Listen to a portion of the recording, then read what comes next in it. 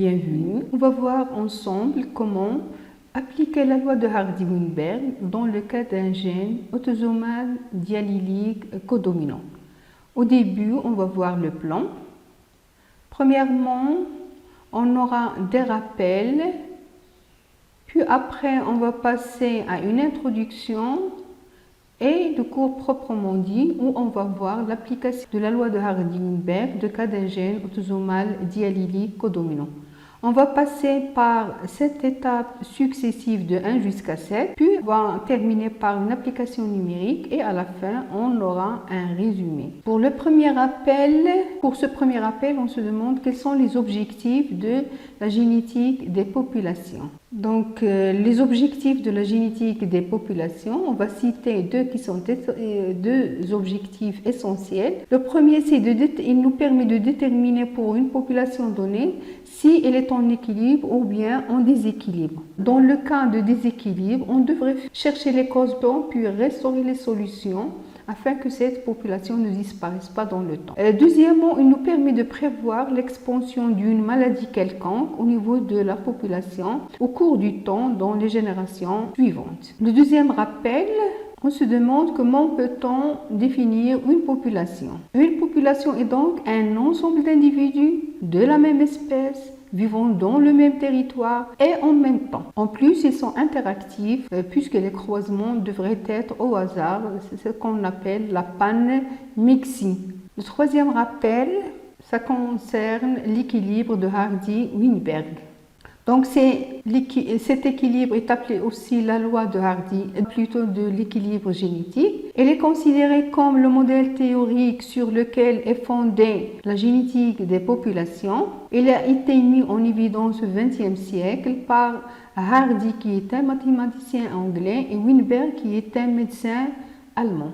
À quoi consiste la loi de Hardy-Weinberg? Donc, pour un gène quelconque avec deux allèles, au niveau d'une population, deux allèles A majuscule et A minuscule, si à une génération quelconque, la fréquence de l'allèle A est égale à P, A majuscule est égal à P et la fréquence de A minuscule est égale à Q avec P plus Q est égal à 1, à la génération suivante, c'est-à-dire la génération GN plus 1, les fréquences génotypiques attendues seront obtenues après le développement P plus Q plutôt au carré. C'est-à-dire que le monozygote A majuscule aura comme fréquence P carré et le génotype A majuscule A minuscule aura 2PQ et A minuscule aura comme fréquence Q au carré. Donc les homozygotes auront P carré, Q carré. Seul hétérozygote aura 2PQ. Cette loi-là insiste sur les fréquences allyliques et génotypiques qui restent toujours stables au cours du temps. Donc pour faire cette application de cette loi dans le cas de gènes déjà cités autosomal diallylique codominant, on va voir une introduction dans laquelle on va se poser des questions de départ, toujours dans le cas de codominance avec deux allèles codominants A et B. Et toujours pour un gène autosomique, c'est-à-dire non lié au sexe. La première question, quels sont les phénotypes possibles dans ce cas? Quels sont les génotypes possibles? Est-ce qu'il y a une relation entre ces génotypes et ces phénotypes? Est-ce qu'on peut déterminer une relation possible? Donc, on a trois phénotypes A, B, AB. Et aussi, on a trois génotypes AA, BB et AB. Est-ce qu'il y a donc une relation entre ces phénotypes et ces génotypes? Pour le phénotype A, on a un seul génotype possible, c'est AA. Pour B, BB et pour AB, AB. Donc, à chaque phénotype correspond un seul génotype, d'où si on dénombre, on calcule l'effectif de A, on va obtenir l'effectif de AA et la même chose pour les autres. Donc, si on dénombre les effectifs observés, on aura les effectifs des génotypes d'une façon automatique. Donc, quelles sont les questions clés? Pour une population donc donnée, comment peut-on tester l'équilibre? Comment peut-on savoir si elle est en équilibre ou non? Ensuite, quelles sont les étapes qu'on va suivre et pour ces étapes-là, comment on va procéder pour chacune d'elles.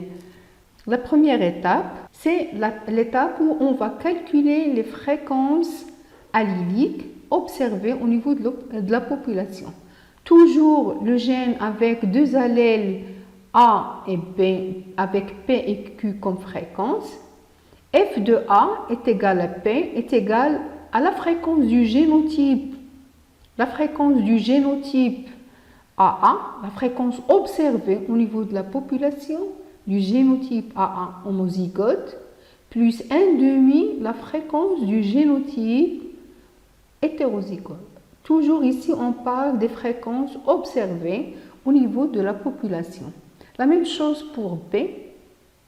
Cette fréquence-là qui est égale à Q, la fréquence allylique de B est égale à Q, est égale à la fréquence de l'homozygote contenant cet allèle-là, c'est-à-dire BP, plus 1,5 la fréquence observée de l'hétérozygote. On peut aussi procéder par les effectifs d'une façon directe. On utilise les effectifs observés des génotypes. Donc, la fréquence de l'allèle A, toujours égale à P, est égale à l'effectif de AA de l'homozygote fois 2, parce qu'il contient deux allèles A, plus l'effectif de AB fois 1 d'abord, plus que l'allèle A se trouve une seule fois, et à la fin, on va diviser par l'effectif de la population fois 2. La même chose pour B. F de B est égal à l'effectif de BB fois 2, plus l'effectif de AB, le tout divisé par l'effectif de la population fois 2. Donc maintenant, on va passer à la première application numérique où on va calculer les fréquences allyliques observées au niveau d'une application. Pour faire l'application numérique, on va passer, ou bien vous devrez passer à l'état de pause. Vous faites les calculs en utilisant sur votre brouillon, en utilisant aussi la calculatrice, une calculatrice scientifique. Après avoir fait les calculs, vous faites le retour. La deuxième étape, donc, consiste à faire les calculs, ou bien a pour objectif de calculer les fréquences théoriques, appeler aussi les fréquences attendues pour les différents génotypes au niveau de la génération prochaine, la génération GN plus 1, puisque la génération actuelle est la génération GN. Donc, pour la génération prochaine, quelles sont les fréquences attendues pour ces génotypes? Donc, puisque c'est la loi de Hardy-Weinberg qui nous permet de faire ces calculs-là, on ne peut pas faire aucun calcul sans supposer que la population est soumise à cette loi. Donc, c'est la première chose à faire. On suppose que la population est soumise à la loi de Hardy-Weinberg, puis après, on applique cette loi. Donc, le premier homozygote, selon cette loi, aura P au carré. Le deuxième homozygote, BP, aura Q au carré. Et l'hétérozygote aura 2PQ. On signale que P et Q, ce sont les fréquences déjà calculées au niveau de la première étape. Ce sont les fréquences allyliques observées. Donc, maintenant, vous allez passer à la deuxième application numérique. Vous allez calculer les fréquences génotypiques attendus des différents génotypes. Vous allez procéder de la même manière, passer à l'état de pause, vous faites les calculs après avoir fait le retour et vous passez à l'étape suivante. Au niveau de cette troisième étape, on fait les calculs des effectifs théoriques pour chaque génotype ou pour les différents génotypes. Toujours lorsqu'on parle de théorique, c'est attendu, c'est ce qu'on va obtenir à la génération suivante. Donc, pour faire ces calculs, on va se baser sur une formule qu'on a déjà utilisée au cours de la première séance de la génétique des populations. Donc, on fait ceci en prenant l'effectif de chaque génotype qu'on divise sur l'effectif total de la population. À partir de cette même formule, on pourra faire les calculs des effectifs du génotype. Donc, cet effectif-là, sera égal à la fréquence du génotype multiplié par l'effectif total de la population. Donc si on applique cette formule-là, on aura pour calculer l'effectif théorique du génotype AA, on prend sa fréquence théorique qui est P carré fois l'effectif total de la population qui est donné au niveau des données au début. Pour l'effectif théorique de BP, c'est la fréquence de BP, la fréquence théorique ou attendue qui est Q carré fois N. Ici, pour l'hétérozygote, la fréquence attendue c'est 2PQ qu'on multiplie par N. N est toujours l'effectif total de la population.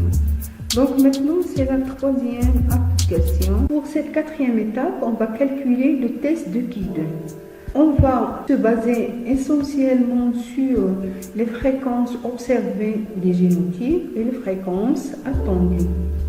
Pour ceci, on procède généralement par un tableau au niveau duquel on va résumer tout qu'on a déjà calculé. Donc, pour chaque génotype, on note son effectif observé et son effectif théorique. On fait ceci pour tous les génotypes qu'on a. Donc, puis après, on passe à l'application de la formule qui donne Q2. Donc, on prend l'effectif observé du génotype moins son effectif théorique. Le tout sera mis au carré. Puis après, on divise ceci par l'effectif théorique. Ceci devra être fait pour chaque génotype. Par exemple, l'effectif observé de AA moins l'effectif théorique de AA au carré divisé par l'effectif théorique de AA plus ceci qui sera fait pour BP puis après pour AB. Donc, vous passez à l'application numérique et vous devez faire attention ici. On procède toujours par les mêmes étapes, mais ici, on devrait faire plus attention car en général, il y a trop de calculs par rapport à ce qui a été déjà calculé. Donc, on devrait faire des calculs d'une façon progressive, étape par étape. Maintenant, on va passer au calcul du degré de liberté. Donc, le degré de liberté DDL. Donc, ceci est déterminé par la formule suivante. Donc, le DDL est égal au nombre de génotypes moins le nombre d'allèles. Donc, on a le cas de codominance et on sait bien quel est le nombre des génotypes possibles. Et on a au début le gène, le type de gène qu'on a et à partir de ceci, on pourra déterminer le nombre d'allèles. C'est facile, donc pas de problème. Ici, vous allez faire directement l'application numérique qui est très simple. Aussi encore, c'est facile, c'est le calcul de alpha. En général, c'est le pourcentage d'erreur ou bien d'incertitude. En général, il est donné par le chercheur qui a fait l'étude et souvent il est égal à 5%.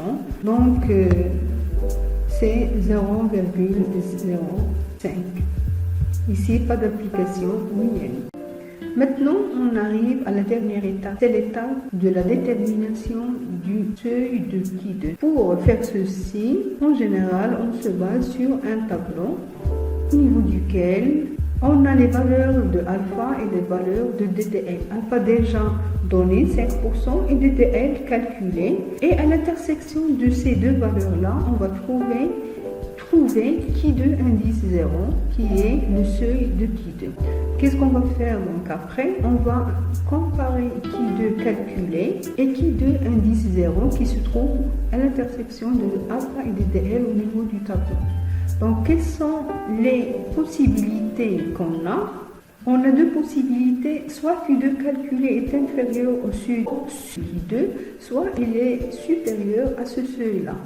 Donc, s'il est inférieur, la population est en équilibre et l'hypothèse est vérifiée. Si c'est le cas contraire, la population est en déséquilibre et la loi de Hardy-Weinberg n'est pas vérifiée. Donc maintenant, vous allez passer à l'avant-dernière application numérique, ou bien la dernière application numérique, mais c'est l'avant-dernier exercice que vous allez faire dans ce cours-là. Toujours l'état de pause, la réponse à la fin on termine par le résumé, au niveau duquel on conclut que la démarche à suivre pour tester l'équilibre d'une population est toujours la même. Dans tous les problèmes, ça va être toujours les mêmes étapes. Et pour terminer, vous allez faire un exercice où vous allez classer les différentes étapes par lesquelles on passe en réalisant le test d'équilibre d'une population donnée.